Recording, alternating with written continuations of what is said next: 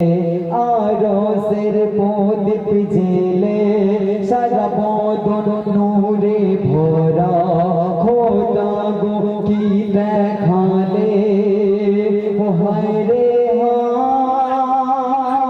হায় কি নূর ঝরে যায় নবীর চেহারা আরশ দেখা যায় ও হায় রে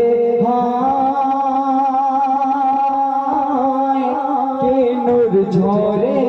যায় নবীর চেহারায় আরশ দেখা যায় আমিনা মায়ের কোলে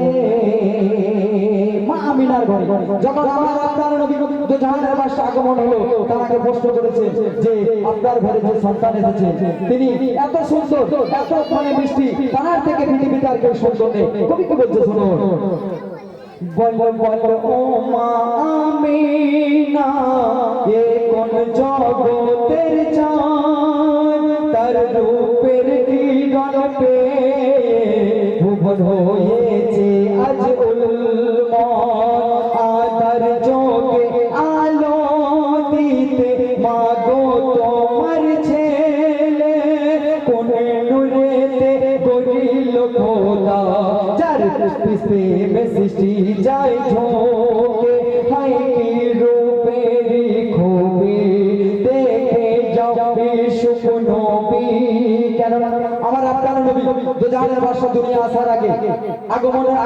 আগে যত নবী এসেছিলেন তাদের মধ্যে শ্রেষ্ঠ ছিল ইউসুফ নবী আপনারা শুনেছেন তার একটি নূর দেখে সখীরা ফল কাটতে গিয়ে আউল কেটে ফেলেছিল কিন্তু আমার আপনার নবী দু জাহানের বাদশা যদি একটুকু নূর দেখে নিত তো খোদার কসম করে বলতে যে তারা আগুন তো ধরে কথা বলে যায় ছুরি চালিয়ে দিত কেননা আমার আপনার নবীকে আল্লাহ তাআলা এত সুন্দর নূর দিয়ে এত সুন্দর করে দুনিয়ার মধ্যে পাঠিয়েছে তাই তো কবি বলছে দেখো হায়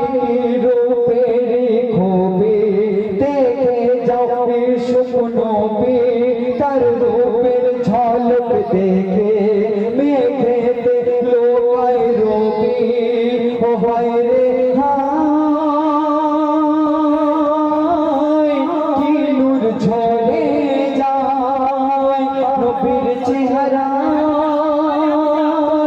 আরশ দেখা যায় আমিনা মায়ের কোলে একদিন হোসেন হাসান বলে ও নানা জান ইমামে হোসেন হাসান নবীর দুই নামাজা বলছে ও নানা জান আমার বাড়িতে আজকে আপনার দাও আমার আপনার নবী জুম্মার নামাজ পড়ে মা ফাতেমার ঘরে গেছে হোসেন হাসান বলছে মাগো নানা জানকে কিছু খেতে দাও মা ফাতেমার ঘরে দেবার মতো কিছুই ছিল না তিনি অঝর নয়নে কাঁদছেন আর মা ফাতেমার কান্না দেখে জান্নাতের রানী মা ফাতেমার কান্না দেখে আল্লাহর আরশ কেঁপে গেছে আল্লাহ বলছে ও জিবরিল তুমি তাড়াতাড়ি চলে যাও কোথায় ফাতেমার বাড়ি চলে যাও জান্নাত থেকে নেমা নিয়ে যাও খাবার নিয়ে যাও তাই তো কবি তার মাঝে কি লিখছে দেখো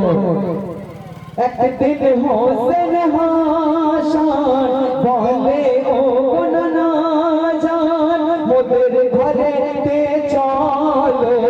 হয়ে মোদের মেহমান জুম্মার নামাজ পড়ে নবী গেলেন ফাতেমার ঘরে হোসেন হাসান বলে আমি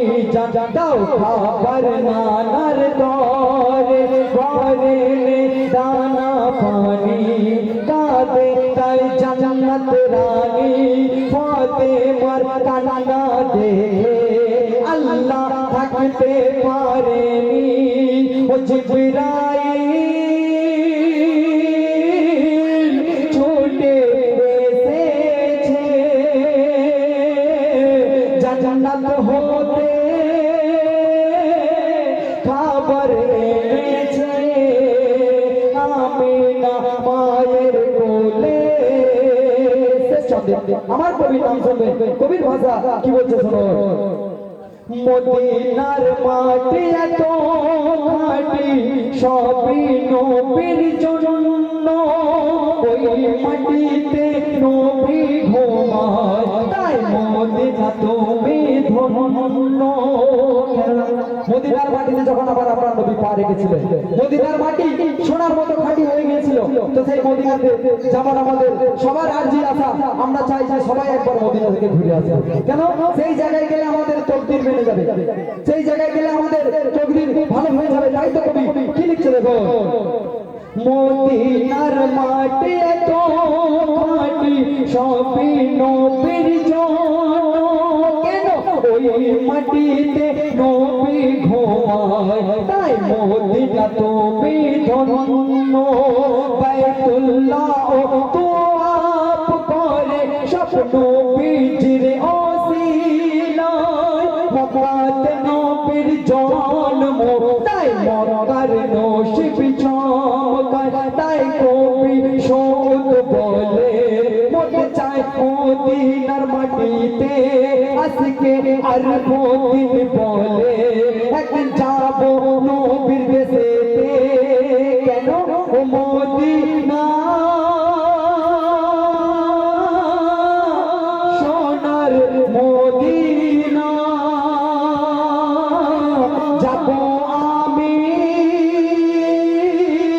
মনের বাসনা, ও মদিনা সোনার মদিনা,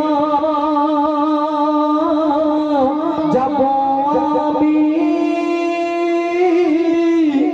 মনের বাসনা। আসসালামু আলাইকুম। নারে তাকবীর, নারে সালাত। মাশাআল্লাহ।